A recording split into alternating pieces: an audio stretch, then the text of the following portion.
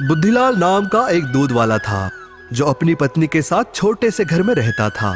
वो हर दिन सुबह पास के शहर में जाकर दूध बेचने जाता था। उसका परिवार फिर भी गरीब ही था।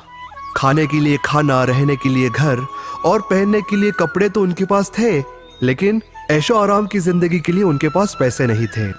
बुद्धिलाल की पत्नी एक बहुत ही संतुष्ट महिला थी। उनके पास जो था वो उससे बहुत खुश थी, लेकिन बुद्धिलाल अपनी इस जिंदगी से खुश नहीं था। वो ज्यादा पैसे कमाना चाहता था। बुद्धिलाल हमेशा अपनी पत्नी से इस बारे में शिकायतें करता रहता था। हम कितने गरीब हैं, क्या हमारे पास कभी पैसा नहीं आएगा? मैं आराम की जिंदगी जीना चाहता हूँ, तुम कुछ तो सुझाव दो। आप हमेशा ऐसी ही बात करते रहते हैं। क्या कमी है हमारे पास?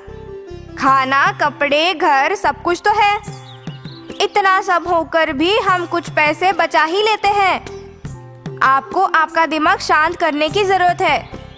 आप बड़े बुजुर्गों से बात करिए और उनकी सलाह लीजिए। अरे तुम भी, मैं जानता हूँ बड़े बुजुर्गों की सलाह, लेकिन मैं कुछ तो जरूर करूंगा। ज्यादा पैसे कमाने की बात बुद्धिलाल को हमेशा परेशान करती रही। वो उसके अलावा कुछ सोच ही नहीं पा रहा था। एक दिन बुद्धिलाल हर दिन की तरह दूध बेचने जा रहा था। दूसरे गांव जाने के लिए उसे नदी पार करनी पड़ती थी। वो ज्यादा पैसे कमाने के बारे में सोचते हुए जा रहा था। नदी पर आकर वो थोड़ा रुक गया। उसके दिमाग में एक तरकीब आई। क्यों ना मैं दूध में थोड़ा पानी मिला दूं? किसी को पता नहीं चलेगा और मेरे पास दूध की मात्रा भी बढ़ जाएगी।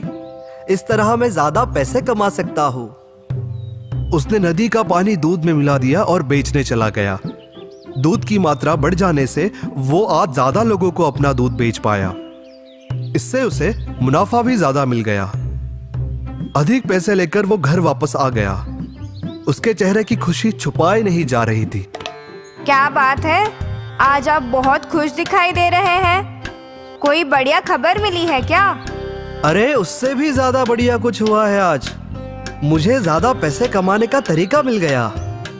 ओफो, सारा टाइम ज्यादा पैसों की ही बात किया करते हैं आप। अरे यही बात तो सबसे ज्यादा महत्वपूर्ण है। क्या तुम पूछोगी नहीं कि क्या तरीका है? वैसे तो मुझे जानने में दिलचस्पी नहीं है, लेकिन मैं जानती हूँ आप बताए बिना नहीं रहेंगे। बोलिए। बुद्धिलाल ने उसे सारी बात बता दी। उसकी पत्नी उसकी ये बात सुनकर जरा भी खुश नहीं हुई। आप अपने ग्राहकों के साथ बेईमानी कर रहे हैं। ये ठीक नहीं है।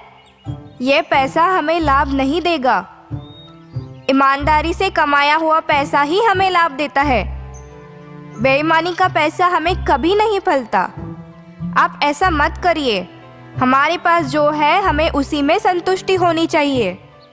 बुद्धिलाल ने अपनी पत्नी की सलाह पे कोई ध्यान नहीं दिया। अगले दिन उसने फिर दूध में पानी मिलाया। इस बार उसने पहले दिन से और ज्यादा पानी मिलाया। इस तरह बुद्धिलाल ने खूब पैसा कमाया।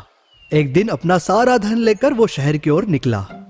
इन पैसों से मैं अपने लिए नए चमचमाते हुए कपड़े लूंगा और अपनी पत्नी के लिए खूब सारे गहने लूंगा। ये सोचते सोचते वो जंगल पहुंचा। रास्ते में चलते चलते वो थक गया था, तो उसने कुछ देर वहीं पे पेड़ के नीचे आराम करने की सोची। उसके पास पैसों की आज 2 पोटलियां थी।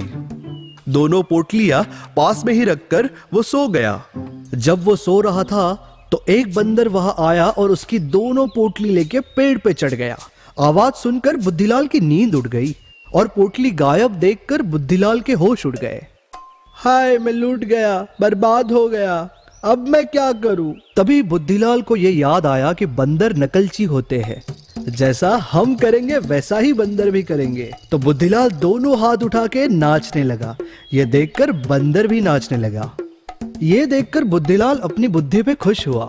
ये सोचते हुए बुद्धिलाल ने एक पत्थर उठाकर बंदर की ओर फेंका। बंदर को गुस्सा आया और उसने भी बहुत जोर से पोटलियां बुद्धिलाल की ओर फेंक दी, किंतु वो बुद्धिलाल की जगह ठीक उसके पीछे नदी में जाकर गिरी। वहां पे एक बड़ा मगरमच्छ था। बुद्धिलाल ये नजारा देखता ही रह गया। वो वहां खड़े खड़े सोचता ही रह गया।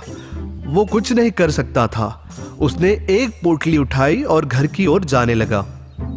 उसके दिमाग में उसकी पत्नी की बात आई।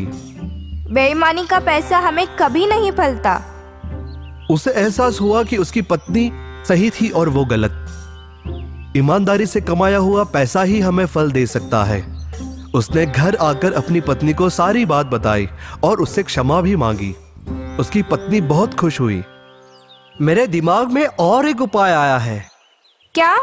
अब कैसा उपाय? डरो मत।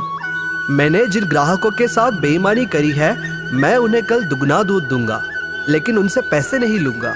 इस तरह मैं अपनी गलती का पश्चाताप कर सकता हूँ। अगले दिन बुद्धिलाल ने ऐसा ही किया और उसके बाद उसने बेईमानी करने के बारे में कभी नहीं सोचा। अब वो अपनी जिंदगी से बहुत खुश था।